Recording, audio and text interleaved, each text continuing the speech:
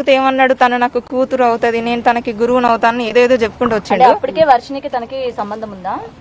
అది నాకు ఈ మధ్యనే తెలిసింది. నేను మెయిన్ న్యూస్ వాళ్ళ ద్వారానే చూసాను. వీడియో చూడడం వల్లనే ఇప్పుడు నేను తెలుసుకున్నాను. తెలియడం జరిగింది. అంతే, అంతవరకు తన నా దగ్గర అన్ని దాచిపెట్టాడు. అప్పటిదాకా మీతో ఫోన్లు మాట్లాడడం చేస్తున్నాడు, నాతో ఫోన్ మాట్లాడుతూనే ఉండే.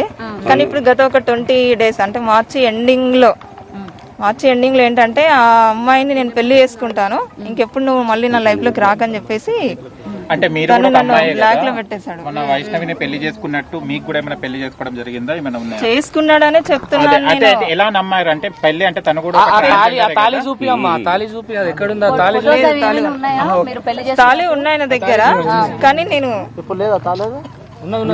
ఇప్పుడు మీడియా ముఖంగా చెప్పేది ఏంటంటే ఆ అమ్మాయి ఇప్పుడు వినండి, తన మెడలో నేను చెప్తున్నాను, తన మెడలో వెండి తాళి ఉంటది.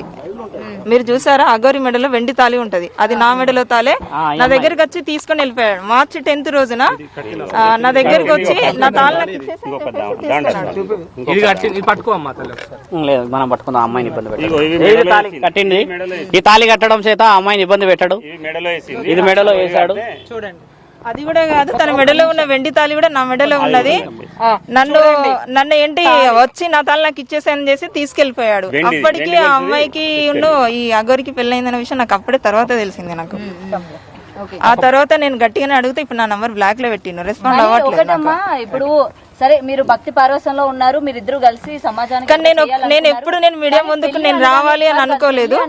ఎందుకు ఒప్పుకున్నారు? అసలు పెళ్లి చేసుకోవాల్సిన పెళ్లి అంటే నా దృష్టిలో ఏంటంటే ఇప్పుడు ఆ అమ్మాయి మేమేదో లవర్స్ అని చెప్పేసి మేము సహజీవనం చేస్తామని అలాంటి ఉద్దేశము నాకు లేదు.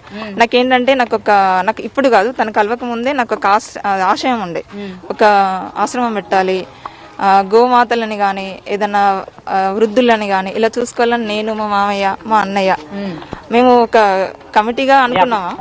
సో ఈయన కూడా సేమ్ నాకు అనుకూలంగా మాట్లాడేసరికి సరే అలా ఒక భక్తురాలుగా ఉండిపోవాలి తప్ప ఇది ఇంతవరకు ఆగిపోవాలని నేను అలాగే ఉన్నాను. ఎక్కడ కలిసారు మీరిద్దరు ఫస్ట్ టైం? పరిచయం ఎట్లా?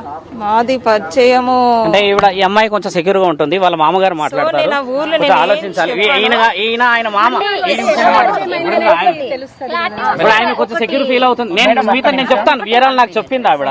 ఇప్పుడు మనం చేయాల్సిన పని కూడా అదే. ఇప్పుడు మనందరం ఇలా ఎగబడితే అమ్మాయికి ఇన్సెక్యూరిటీ ఫీలింగ్ ఎక్కువ ఉంటుంది కదా. కాబట్టి మీరందరూ ధర్మ ప్రయత్నం చేయడం చాలా ముఖ్యమైనది.